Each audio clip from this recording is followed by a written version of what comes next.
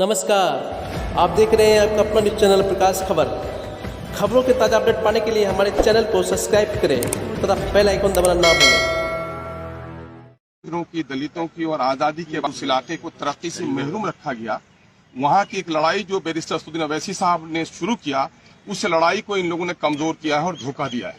इन लोगों ने धोखा किया है, बल्कि सीमांचल की वो गरीब और महरूम जनता जो इंसाफ की तलब के लिए एमआईएम का झंडा उठाया था, इनको वोट देकर जिताया था, उस जनता को धोखा दिया है। वो कौन है? वो गरीब हैं, किसान हैं, मजदूर हैं, परदेसी मजदूर हैं, सैलाब से परेशान हाल लोग हैं, अनपढ़ लोग हैं, दवा से महरूम लोग हैं, बेरोजगार लोग हैं, उनको धोखा दिया है। मैं समझता हूँ मीर जाफरों के साथ ही मैं समझता हूँ कि राजद जैसी पार्टी जो कभी माई समीकरण की बात करती थी, अकलियतों की, विशेषकर मुसलमानों की बड़ी बात करती थी, और आज अकलियतों के दरमियान में पार्टी उठकर आई है, अकलियतों की आबादी से उठकर आई है, अल्पसंख्यक लोग जीत कर आए, अल्पसंख्यक के लोगों ने उस इलाके में अपने समस्याओं के समाधान के लिए उनको वोट दिया है, इनको तोड़ने का काम किया है, तो मैं समझता हूं कि आने वाले दिनों में इसकी बड़ी कीमत चुकानी पड़ेगी।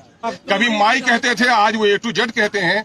मैं समझता हूं कि इस वक्त पूरे बिहार में माइनॉरिटी के लोगों की जितनी आस्था जुड़ी है एमआईएम से, उस आस्था को खत्म नहीं कर सकते थे। बल्कि मैं दावे के साथ कहता हूं, मैं एक टूटा था तो 5 लेकर आया था, आज 4 टूटे हैं तो 24 लेकर एमआईएम आएगी और ऐसे लोगों को भी धूल चटाने का काम करेगी। इससे हमारी पार्टी में कोई घबराहट नहीं है। जाने वाले चले गए, ले जाने वाले लेके चले गए। मीर जाफर का किरदार जिसने अदा किया, और जिन लोगों ने अकलियतों में गुजरात में गर्दनें काटी हैं, जिन लोगों ने बाबरी मस्जिद तोड़ी है, अकलियत के लोगों ने ऐसे लोगों को माफ नहीं किया है। मैं समझता हूं कि अकलियत के लोग, अकलियत की उठती हुई ताकत को जिन लोगों ने तोड़ा है, उसको भी माफ नहीं करेंगे।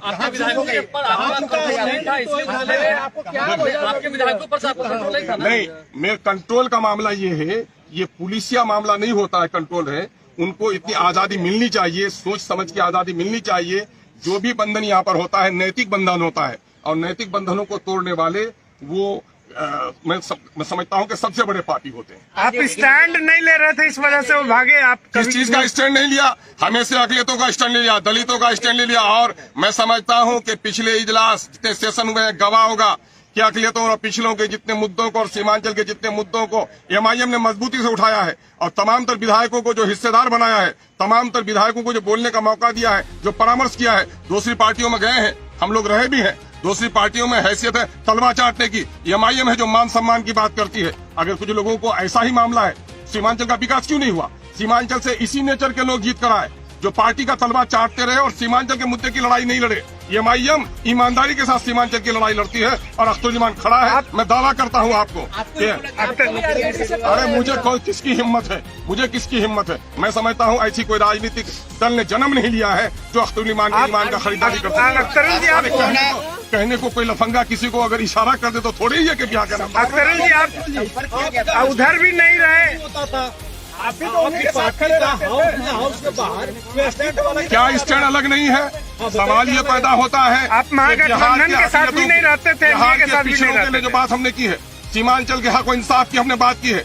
सीमांचल में वो तमाम तर विधायक जिनकी बस्तियां कट रही हैं, जहाँ सैलाब का कहर है, जहाँ पुल नहीं बना, सड़क नहीं बना, स्कूल नहीं बना, हॉस्पिटल नहीं बना, रोजगार का मौका नहीं आया, वो स्टैंड कोई साथ दिया क्या? उस स्टैंड में एमआईएम सब लोग साथ थे क्या? दूसरी पार्टियां थी क्या? हाँ, जो कॉमन मामला था, अभी मामला आया अग्निपथ का मामला कॉमन इशू है। कॉमन इशू में हमने भी पार्टी का साथ दिया। लेकिन जहां तक सीमांचल के मुद्दे रहे, सीमांचल के मुद्दे में पार्टी कभी पीछे नहीं रही है। और मैं समझता हूँ किसी पार्टी ने सीमांचल की इतनी वकालत नहीं की है जितना अल्प अवधि में एमआईएम ने की। अब भाई ये मुंगेरी लाल के सपने हैं। मैं समझता हूं कि विचारों की लड़ाई लड़ने वाले अवसरवाद की राजनीति नहीं लड़नी चाहिए। अब ये उम्मीद पालते हैं उनसे पूछिए। लेकिन मैं जनता की लड़ाई लड़ता हूं, सड़क से सदन तक। सड़क में हमारी लड़ाई और मजबूत होगी। सदन में भले ही हमारी संख्या घटी है, हम सदन की संख्या घटने से नहीं घबरा रहे हैं। मैं समझता हूं कि बिहार की जनता इस हादसे से और रिएक्शन के साथ। आपको महागठबंधन के फोल्डर में रहना चाहिए था, ये महसूस हो रहा जी? महागठबंधन के फोल्डर। मुझे किसी के फोल्डर की जरूरत नहीं है।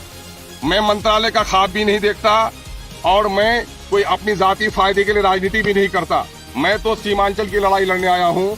बिहार के दबे कुचले अकलियतों की, पिछड़ों की, शोषितों की, वंचितों की आवाज बनकर आया हूँ। मुझे खुशी और प्रशंसा इसी में है कि मैं उनकी आवाज बन सकूं। मंत्रालय की भी ऑफर थे मुझको, ऐसी चीजों को पांव के ठोकर में रखता है अख्तरुल ईमान, और एमआईएम भी रखती है। हमारे जो राष्ट्रीय अध्यक्ष हैं, उन्होंने कभी भी इन चीजों को आड़े आने नहीं दिया, हमेशा सच्चाई और हक की बात की है और मैं उसका सिपाही हूँ। पूरी तवानाई के साथ, पूरी मजबूती के साथ इन हादसा से भी, इस तूफान से भी हमारे इरादे और अज़्म का जो दरख्त है वो हिल नहीं सकता। किसको दोषी मान रहे हैं? दोषी दोनों हैं, दोषी दोनों हैं, टूटने वाले भी दोषी हैं। अंदेशा नहीं था कि पहले से वो संपर्क में थे, ये बातें तो अच्छा, बहुत दिनों से अंदेशा फैल रही करता थी। भी तो आप क्या समझ रहे हैं? भागने वाली कोई बकरी है जिसको बांध के रखेंगे आप? इंसान तो विचारों से बंधा हुआ रहता है। अगर जिन लोगों ने विचारों का त्याग कर दिया हो उसको बांध के नहीं रखा जा सकता। आरजेडी में जाकर उनको क्या फायदा मिलेगा? क्या हाँ लगता है? बिल्कुल, साहब को भी घटनाक्रम से बिल्कुल मैंने यहाँ की खबर दी है और उन्होंने कहा है इससे घबराने की जरूरत नहीं है।